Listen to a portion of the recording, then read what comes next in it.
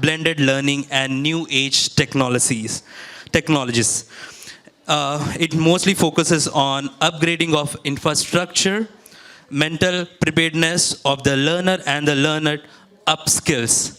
So I would request our moderator for this panel discussion, Ms. Sita Murthy, Director, Education, Silver Oaks International Schools.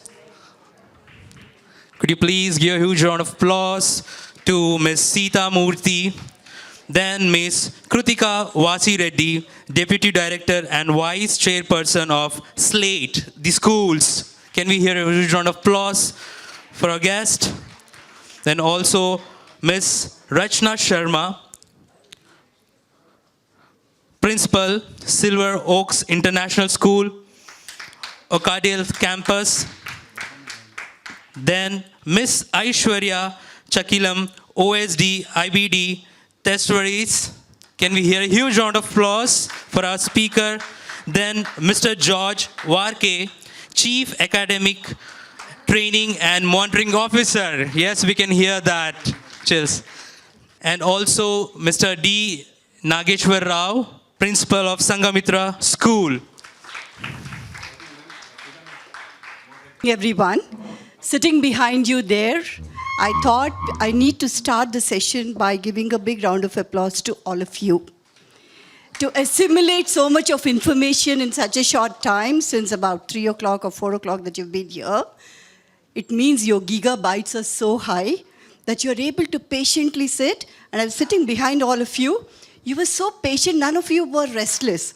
It speaks about who you are. So I want you to stand up for a minute, all of you, and give a big round of applause to yourself. But there is a rhythm to it. There's a rhythm to it. I'll say 1, 2, 1, 2, 2. Let's try 1, 2, 1, 2, 2. 1, 2, 1, 2, 2.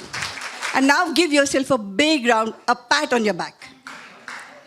It really takes extraordinary educators to be seated like this for so long and assimilating so much of information. Kudos to all of you. Please sit down. Will they listen to us? Is there anything interesting that we can share with them? But you know, I've been observing each one of you is making notes. Each one of you is paying deep attention to whatever is being said. So then the responsibility is on us. How useful will we make this discussion? And how we will engage with each other to bring out something, not that you don't know anything, all of you know a lot, but is there anything that we can gather as perspectives from each other? So the topic of our panel discussion is blended learning, new age technologies, and the organizers have given us some talking points about, how will you do upskilling? How will you improve the infrastructure? And how will you prepare the minds of the people who work in your institutions for blended learning? And I like that point a lot. Because at the end of it, whatever it may be, it's a people, heart to heart, mind to mind. It is that interaction based on which schools are robust institutions, even in 2022. I remember way back in 2010, Professor Sugata Mitra. You should listen to his TED Talk. Just Google Sugata Mitra TED Talk 2010. He's somebody who did a fantastic experiment in Charminar area in our own Hyderabad. He came from University of Newcastle and he inserted a computer in a wall and he called his project as Hole in the Wall. Okay? He left that computer for 3 months, told the children in the neighborhood, now here guys, you have a device here with internet facility. I'll come back after 3 months to see what you have learnt on your own. And 3 months later, his observation was that the children had learned English, some mathematics, some science and things like that. And his project went on, but the opening statement of his talk was, technology cannot replace teachers. But teachers who don't know technology can be replaced. Okay? Until 2010, I was thinking I'm the most powerful person in the classroom. I know I'm the courier of the knowledge. If I don't teach, the students can't learn. Like me, many teachers in this world must have thought like that. But it's only when technology started proving to all of us that our children can learn even if we don't do much in the classroom. So I want to concentrate this discussion and briefly as much as possible so that you can have a cup of tea after this panel. Okay? I want to talk about the transition, the transaction, and the transformation because of technology. Okay?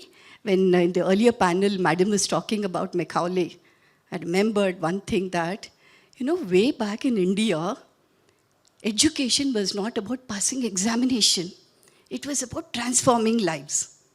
It's not just India, all over the world. And then came the industrial age. You know what happened after the Industrial Revolution. Education has become an industry. Okay?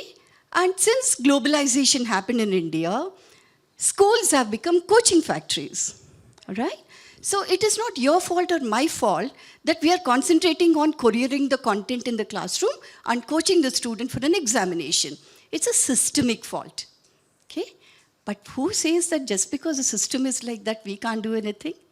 We can still work on transformation, I feel, in a blended learning model. Let's hand over the content, some part of the content delivery to technology and use our influence in the classroom for the transformation. So the transaction, let the technology do.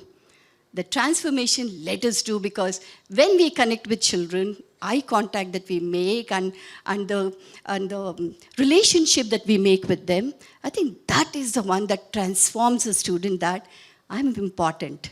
However, staying connected to our topic, blended learning, I'll start with Kritika here, a young educationist, as to what makes her feel that blended learning could also do transformation and transaction. Shall I give the mic to you? Good evening, everyone. So first, what is learning? Like ma'am said, it's not all about just accumulating information and projecting that information out and acquiring grades. I mean, unfortunately, the trend has been that in the education sector today, that the prime importance is given to the marks of the students. Ultimately, what is the grade that my son or daughter is getting? And will that help him or her get into a better college, or if in college, a good job? But I think when we're talking about blended learning, because you're looking at something, like you said, something that will transform the education sector in India, I think we should redefine the understanding, I wouldn't say definition, but the understanding of learning and school education. And I think when we start there, a lot of pitfalls that are there in the system today will be clear to us. And I think very automatically solutions also present themselves. So like you asked, ma'am, if blended learning will transform and transact, let me talk about transform. As I already said, when we think of blended learning, we need to, I think my understanding is that adapting to the current social, economical, cultural, all sorts of changes. See, society, we, at the end of the day, no matter what city we are from, which country we'll belong to, I would like to think of us as a society. And society is an ever-changing and a dynamic, it's an organic thing. So we should also enable the students to be that dynamic as well. So when we're thinking of blended learning, we should definitely use technology, but technology is always a double-edged sword. So while we are using technology, let us remember that we should be the masters of technology, but we should never let technology take over. Unfortunately, after the pandemic, we are seeing rising situations of misuse of technology by kids, children. So we as adults, we know where to draw the line, but kids being kids, it is up to us I think, I'm sorry, but if I can connect it to the preparedness of the learner, I think we should also ensure that kids are in the right space of mind. They know what is being handed over to them and how they can use, and we should always be there around to ensure they're not misusing the technology, misusing what is otherwise extremely useful and essential for us today. Because just gathering information is of no use, because if I just take my phone, I will be able to give you any sort of information within seconds. So I didn't need school education, I didn't need college education for that. I just need a smartphone. But so that itself is not important. I mean, that is not the prime motive. That should not be the prime motive of schools. Instead, a holistic approach should be taken. Okay. So you brought the human perspective. You brought the perspective of how responsible we should be to use technology in the schools. So in our conversation at the rear end of the room before the panel started, I was listening to Ms. Aishwarya about, it's the first time that I'm in a panel where there are representatives from the state government who are in the education sector. And both of them have been so promising and so positive, which we don't normally hear. Let me be honest. But the promising things that you shared.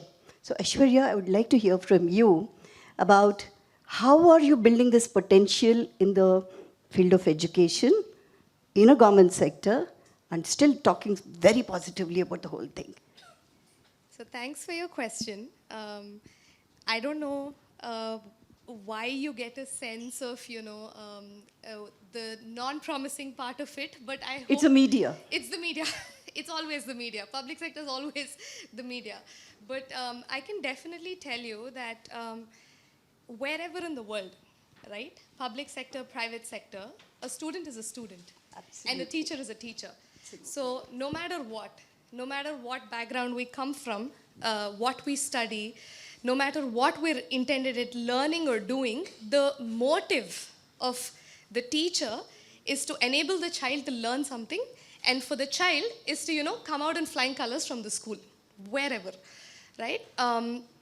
Moving just one step forward, I would want to highlight a little bit, on the transformation part. And before we go that far, a lot of times we get confused with innovation, digitization. They're very commonly thrown words, right? And it's very loosely used, and not many people really understand what innovation really means, right? There's a fundamental difference between invention and innovation.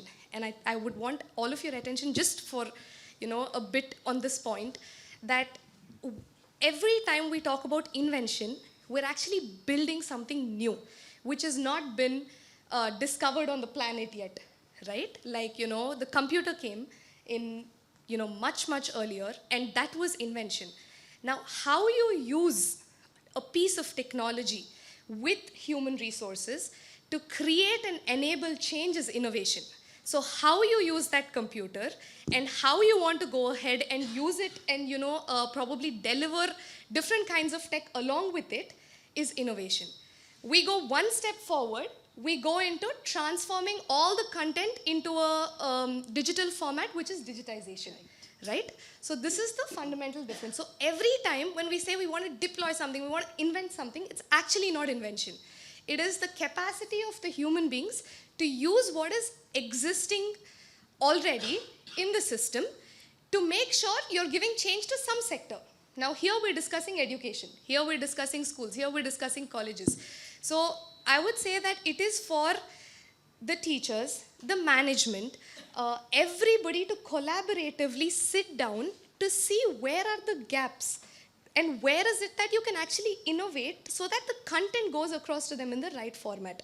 It is not really about deploying technology. There are the best institutions in the world who are deploying, I think, artificial intelligence with big data. There are different combinations that they're doing, which is great.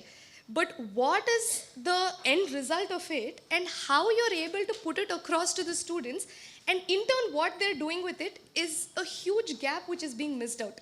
For example, I only work in the space of digitization and innovation, right? And I do see that we always have a demand of, a great smart classroom or putting in the tech. It is not about putting in the tech. It is not about just bringing the infrastructure. It is how you're going to use that to communicate across to the students in the right way, and how you're enabling change with that.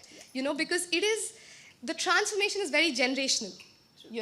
An elder sister will go tell her younger sister this. The younger sister may go tell her neighborhood friend this, right? So I think these are things which we probably should keep in mind. And last but not the least, I would say that I think every school, every college, everywhere, just like how Kritika said, just picking up on the human perspective, it's so important to teach them empathy. The fundamental of teaching, learning, practicing boils down to empathy. It is not really about the marks or the grades. It is also about growing, learning, and allowing somebody else to learn. And it is vice versa. You can only learn it from the teacher and student to student as well. So I think all in all, we would, I think it would be nice if we can focus on the change part of it and the content part of it more than the tech part of it. I love what you said. Thank you. You know why I loved it? Both of you brought the human angle to it. In a discussion where we are talking about blended learning, new age technologies, we're talking about humanity. We are talking about empathy. We are talking about human values over here. That should not be forgotten when we are talking about technology, because AI, okay? The way people are talking about AI as if we are not going to be intelligent anymore. It's only a computer that's going to be intelligent. The alarm that technology is creating needs to be fought with, to say that at the end of the day, we created that, and it is our human values that will matter the most. So when you talked about the difference between innovation and invention, and how you enable innovation, or how you use an invention for optimizing human capacity, I remembered what Mr. George was passionately talking about, design thinking. That is where everything matters, because it is design thinking that will enable you to use that device or that invention or the innovation to optimize. So I'd like to hear from you about that pet topic that you wanted to talk about, design thinking. Thank you, Ms. Siramurthy. The beginning you were talking about transformation and changes. Yeah. So let me start with that, actually. See, those of us who completed our schooling in 70s and early 80s, that is transformation. We grew up with the science teacher showing us pipette and burette, but never allowed to touch it. And our math teachers talk about, trigonometry and all that. We never understood what is trigonometry. But we grew up reading Amar Chitrakatha and Victor Hugo's the novel, famous novel like The Hunchback of Notre Dame, and a lot of comics, because the class was so boring, math teachers. It was a transformation, right? And we grew up into lovers of literature. So I ended up a teacher of English. So that is transformation. Then come back to, as a teacher, come back to 2000s, we were told, CBSE has given a circular saying that think out of the box. Hot questions are there. We said, wow, that is very good. Hots. That is something new. Let us do all HOTS question. Higher order thinking skills is the thing of the day. So let us do it. That is transformation. Then again, 2010s, we thought about, we heard about thinking out of the box. Yes, that is again transformation. All the teachers were learning from pillar to post, preparing questions for, thinking out of the box questions. Then 2020, again NEP comes and said artificial intelligence.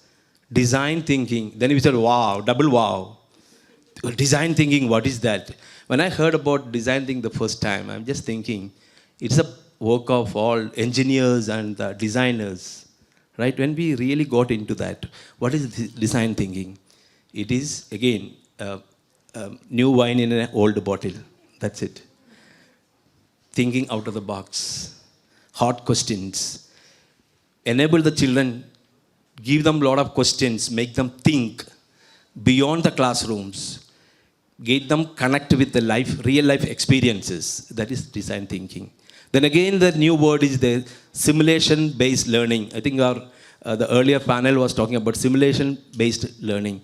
That's again creating the real situation in the classroom. For example, a commerce teacher wanted to talk about markets, the risk of marketing, or the psychology of a consumer, the psychology of a customer.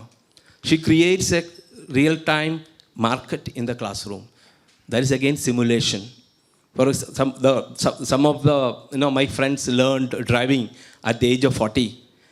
Maruti has taken them to the simulation room and they were made to simulation. Again, that's a learning. So when you ask me design thinking, again coming back to design thinking, I think this is the future of the children. We have a lot of entrepreneurs. If you introduce design thinking in the classrooms, this design thinking going to push the children to think beyond the classrooms with a little bit of nodding from the teachers, a lot of encouragement from the teachers. We have a lot of entrepreneurs and the world's leading brands like Apple, Samsung and Google. They're all going for design thinking. Earlier we have only just a touch phone, right? But now as a result of the design thinking, we have the latest technology in the gadgets. So this is what we call, it has to start from the middle schools. Actually, this topic was given to the higher education wing. I said, no, I'm not going to talk there. It has to be talked here, where the teachers and the principals here. The middle school is the right age for them to introduce the design thinking. Now, to cite an example, ma'am, 2017, Inculab Inventions, there's an NGO who started design thinking in the classrooms. And we have given them around 40 schools. One girl came out with just a solution for, when we wear helmet, those who are wearing the two-wheelers, we sweat a lot during the summer. And this girl came out with a solution. She said, sir, I have seen my brother sweating. And she came out with a solution saying that she fixed a small fan into the helmet. I said, this is cool her head. This is design thinking. Right? So why can't we encourage the children for design thinking? This is one of my pet ideas to, in all the schools. Wonderful. That's Thank you nice. so much. Thank you. So in the simplest of the words, design thinking is thinking out of the box, all right, but you're planning for what you want to do differently.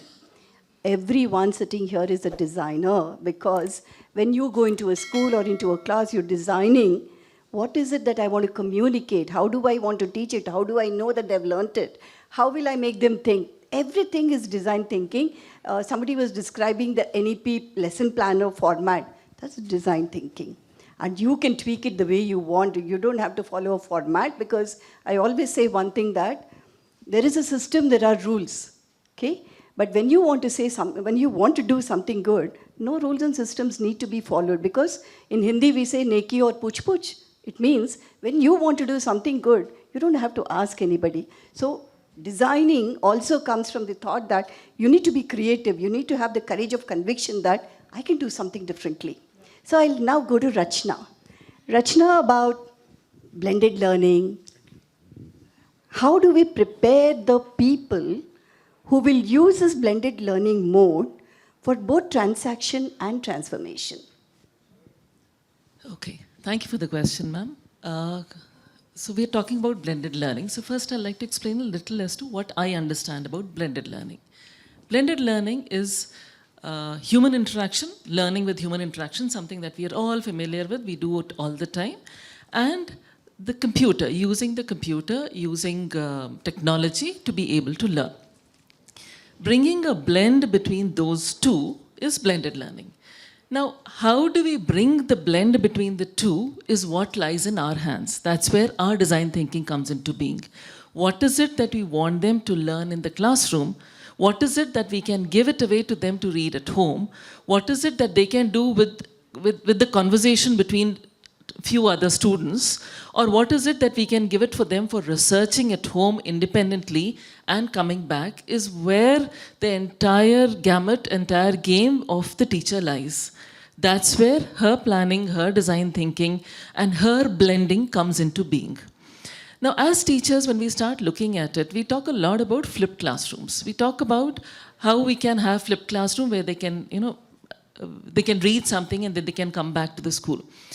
To me, the idea of flipped classroom is basically that what is the content, what is static, what is there in your textbook.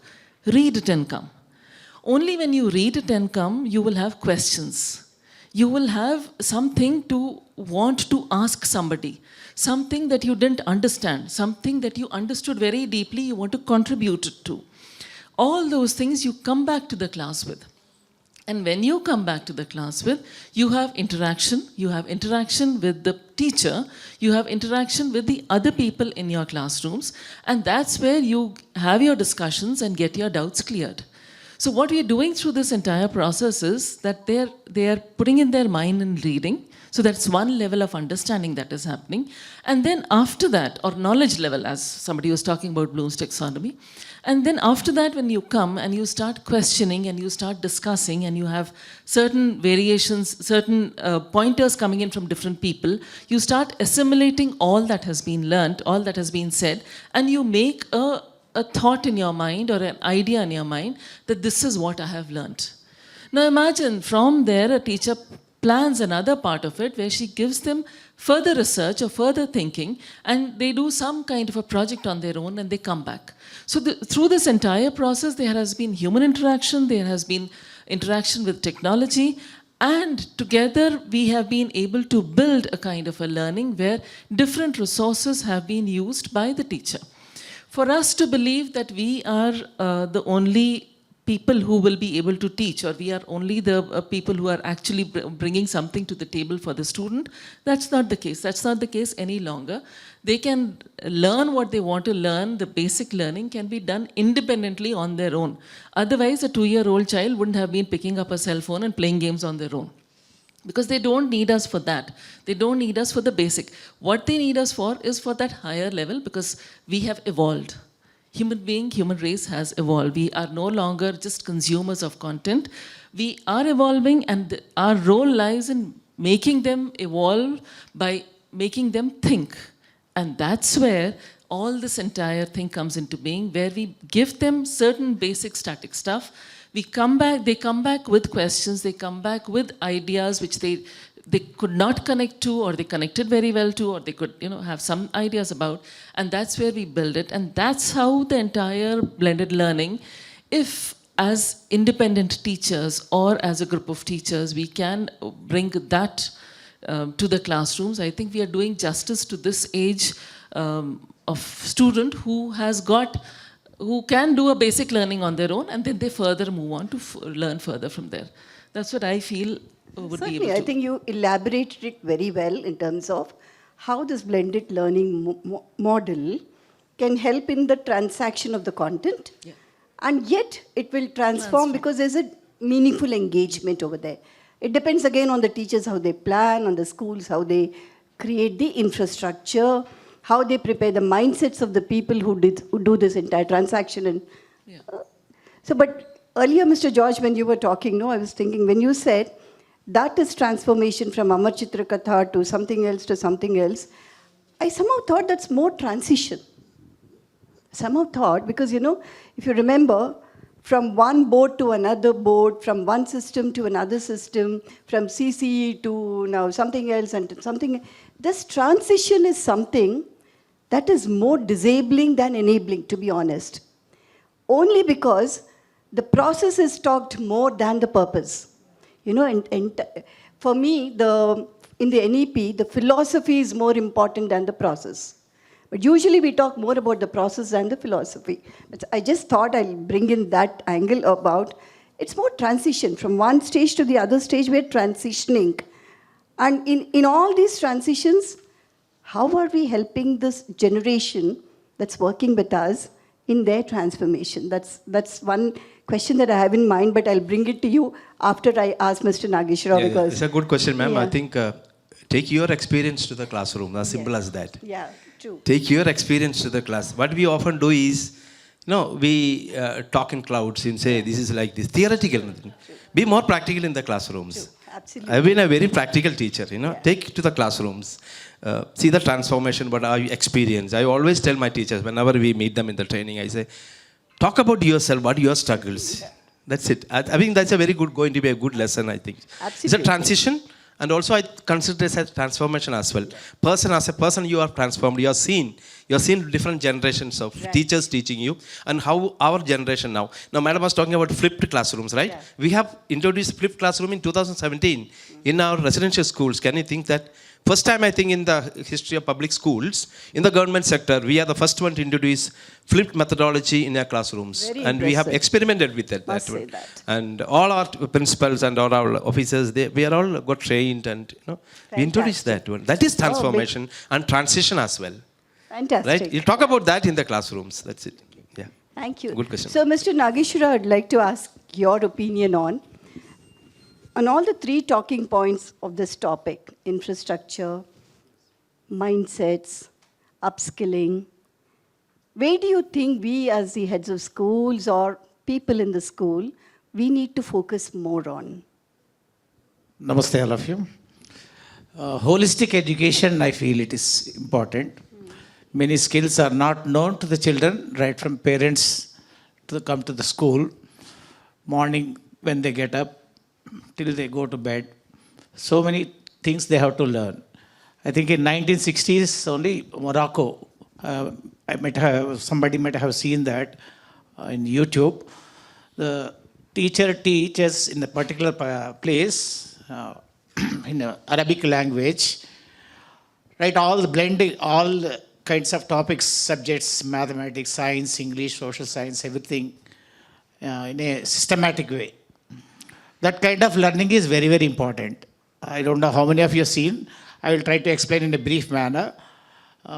They sow the seeds of olive oil and they grow plants. It will be seen by all the children. They pluck those and they grind them and make oil. They measure how much quantity they get. They sell in the market, how much profit they got. So in this, all subjects can be involved. This way, holistic learning is very, very important, I feel. So whether you talk about blended learning or flipped learning, hybrid learning, all types of learning come and go. However, we teach in our own way. Yeah. So, but don't say that my way is the highway. Yeah. That is not the way, right? Okay. So thanks for that. So let me come back to Aishwarya and then Kritika once again. So Aishwarya, what do you think about where are we going as a society? Are we giving more importance to technology, or what do we need to do as a course correction? Are we allowing technology to overtake what a human being can do? Oh, thanks for the question. I think there is a huge global shift. It's not just technology, ma'am. I think there's a huge global shift that's happening to spend more time with the problem and not the solution, right? I think every technique that we have discussed here, right, from design thinking, you take soft systems methodology, you take anything, we don't want to rush into the solution. We want to spend time with the problem to see what is the optimal solution, right? So I think when you start preparing students to start spending a little more time, and I think it requires a little patience also, because generally we want a quick fix. We just want to fix something. We just want a solution. Any problem, immediate solution, right?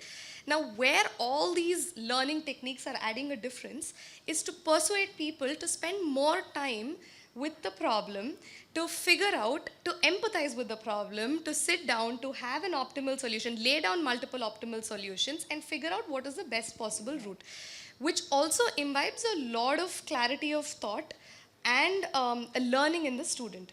So I think even before we deploy technology, to answer to you more precisely, if we can spend some time to think about the purpose of that technology, what is the best form of tech, even in terms of content, what is the outcome of that content, to really narrow down, because we don't want 100 different platforms giving 100 different, knowledge, different types of knowledge to the students, so you want to spend time with where is the gap. Spend more time with where there is a gap, what kind of tech you can use to fill that gap, and what is the outcome of that tech, which is overcoming that gap. so that. I'm glad you brought the focus to the purpose than the process once again. So, Kritika, coming to you, I remember when the COVID started, many TV channels wanted to interview people who are running schools as to how are you doing it? What are you doing? Are you having full day online sessions and things like that? So, your father and I were in a TV interview like then. The topic was online school. And I debated it's not online school, it's online learning. You know why? The subtle difference there is online school is 8:30 to 3:30. But online learning is what we are doing because you don't have to export the model of a school online. You have to design learning on a virtual platform. So that was a debate we had. Of course, there was an activist along with us who tried to say everything that the private schools are doing is wrong. Okay?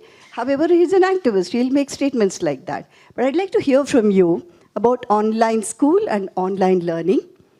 What would you like to do? Definitely not online school, because goes back to what I said and what ma'am was also saying. We always need that human touch. So let us try to keep learning, education as as personal as possible. Let the classroom be our space. And but yes, when there was a need, we had to shift our mode. We could not all come to school. So then few of us did follow online learning, not online school, but definitely not online school. And my feeling is that online learning also had its limitations. So I would always rate physical presence of students and the teacher in the classroom to be the most desirable and I think the most productive setup, because there the student is not just gathering the information as we do online, but is able to interact with the teacher, is able to interact with the peers, and there is a simulation happening there. I mean, discussions happen, discourses happen. So I think first I would prefer that. But yes, online teaching has its merits, because if somebody hadn't thought of that, 2 years would have just gone to waste. So that is good, but definitely not online school. And goes back to what I say, let us never let technology take over. Let us utilize technology because it is there. We agree or not, technology is there, and with each passing day, the importance of technology, the role it's playing in the society is going up. So let us utilize it, but let us never let it take over. Thank you. It almost sounded like a concluding comment, Okay. So I would like to give my concluding comment before inviting them to do so. For about 10 years now, everybody is talking big about Finland. Finland does this and Finland does that and this and that. Their children are doing very well in PISA. So fantastic. Like, centuries ago, there was a gold rush. The gold mines say, let's all go there. Like that, people started rushing to Finland as if you're going to find gold over there. So you can find gold even in your own village and in your classroom if you are looking for gold. Okay? I had interactions with the curriculum head of Finland for about a week. And in all the conversations that we had, you know what I gathered? I think their success recipe is not about using technology. In fact, they have very few computers in their schools. Okay? But one important thing that came to me in that conversation that appealed to me. After every class, they have something called a brain break. Brain break. Okay? That's a deep lesson that I have carried from her. Now, what is a brain break? There is a 15 minutes break built into the timetable to give space for the students to sink in whatever they heard or learnt. That emotional space or space between learning optimizes learning. Okay? And she feels, the curriculum head at that time, every 5 years they have a change in the head of the curriculum. She feels that has been the secret more than anything. Okay? It is one great lesson because all the tech providers in the world are convincing us that you are not that important, it's a computer that's important. But we all have to tell ourselves that we are more important and the technology is only an enabler. So personally, I feel what you and I can bring to the classroom, technology cannot bring. But let's use the technology as a supporting tool, but not as something that dominates us. I'd like to hear your concluding comments briefly so that they can have their cup of tea. Okay? Okay. We have been using technology a great deal in the last 2 years because we didn't really have a choice for that. But all through the 2 years, we do come back and now we are also talking about the learning gaps they have and varied things that have happened, which is adequate enough to prove that physical school in touch with human beings, in touch with other students and teachers is a necessity. Online school is not a school because there is no physical interaction happening. Children are not playing, children are not interacting. So definitely, teachers being in the classroom is absolutely the best way to go about it. But we cannot rule out the fact that technology is coming in a big way. Understanding how we can use it in the best possible manner, as Aishwarya was saying, what applies where right, understanding that and bringing that to the classroom or to your teaching learning, I think would be the best way to understand how we can move to the future. Thank you. No, I think, in short, I think no matter whether it's a public or a private institution, we're all here to build leaders for the world. And, that no matter what, I think we're going to continue to do that with tech, without tech. Yeah. So I think the only, thing that would probably be needed is some patience to, find an optimal way to use the tech. And I think really, at the end of the day, bring out the best kind of leaders which will impact so much change to build future leaders as well. So that's that. Beautiful. I love that too. Yeah, I think for me, technology should be only a side. It's only a helper, as you rightly said. But I think we should teach our children to discover themselves. That's why Delhi schools are very famous. The happiness curriculum they have introduced. Why do we call happiness curriculum? There is a 5 minutes of reflection. We rarely ask our children to reflect on their actions. How many of us reflect in the morning? How this day going to be? Or at the late night, how many of us reflect? What did I do today in the classrooms? What did I do at home? What did I do to my children? What did I do to my relatives? It's not a bad idea to introduce this reflection in the classrooms. Technology should be only just a side. We'll keep him just a side, like our, we take him along with us. We should not be a slave to that. So that's it. Thank you. Thank you, Mr. Nageshwara. Yeah. Textbook content anybody can learn, like self-learning. Experiential learning, I believe it is very good. So my top priority is experiential learning. Next, peer learning. They learn from children more than from teachers. Third point is mother is the first guru, Matrudeva Bhava. Next, Pitrudeva Bhava, father. Then our rank comes to third place. So we are not feeling that we are low or something like low key. However, our ultimate aim is to bring a nice value to the education as far as the children are concerned. We are also once children. What we have learned, the good things we can carry forward for the present coming generations. So the future education will be very good. Thank you. So for me, the new age technology is here. It's not in a computer or in a phone or in a laptop. It is here. How you sharpen that saw time to time, how you build that spirit of happiness in each student who comes to your class, I think that is what is transformational education.